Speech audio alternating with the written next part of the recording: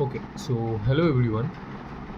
আমি 22,900 যে call option সেটাকে শর্ট করেছিলাম ফ্রাইডেতে। ওকে, তো আমি যদি এখানে পজিশনটা আমরা দেখিয়ে দিই, তো ক্লিয়ারলি যদি আমি আমার পজিশানস দেখাই, 22,900 কল আমার শর্ট করা আছে। তো আমি কালকে অর্থাৎ কালকে 30শে মার্চ নিফটির এক্সপায়ারি আছে। তো কালকে কি প্ল্যান হতে পারে সেটা নিয়ে আমি একটু ডিসকাস করব। ওকে, তো যদি ধরা যায় আমি 22,900 কল এখানে শর্ট করেছি, এক্সপেক্ট করা যাচ্ছে যে কালকে একটা ছোটোখাটো গ্যাপ ডাউন কিংবা ফ্ল্যাট ওপেনিং আসবে মার্কেটে। গিফট নিফটি দেখে বোঝা যাচ্ছে একটা মোটামুটি গ্যাপ ডাউন একটা হবে। তো তাহলে আমার এই যে কল অপশানের সব প্রিমিয়াম মোটামুটি একটা ডিকে হবে, একটা ভালো রকম আমার পকেটে আসবে বলা যেতে পারে। তো ধরা যাক এর পরের আমার কি প্ল্যান হবে।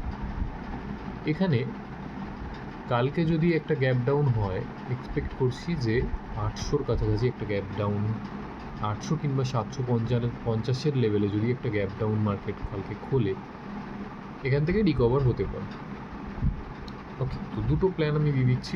লং সাইডে আমার প্ল্যান এন্ট্রি হবে, মানে আমি লং করব 23,000-এর উপরে। অর্থাৎ 23,000-এর লেভেলকে যদি ব্রেক করে প্রপারলি একটা এক্সিট দেয়, প্রপারলি একটা কোনো 15 মিনিটের ক্যান্ডেল ক্লোজ করে 23,000-এর যে লেভেলটা আছে তার উপরে কিন্তু আমি সিম্পল, যদি কালকে মার্কেট ওপেন মার্কেটে এটা হয় 23,000-এর উপরে যদি মার্কেট সাস্টেন করে, তাহলে আমি সিম্পলি 23,000-এর যে পুট অপশান আছে সেটাকে শর্ট করে বসে যাব এক্সপায়ারিতে। I will get all the premiums, I think so.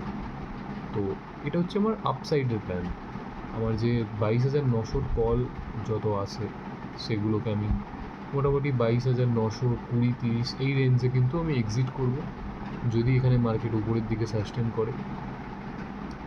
মানে এই রেঞ্জটা যদি আমি পাই, সাপোজ এই যে রেঞ্জটা আছে এই রেঞ্জে কিন্তু আমি আমার সব পজিশানটা এক্সিট করব, যে পজিশানটা আমার কারেন্ট পজিশান আছে। এরপরে যখন মার্কেট 23,000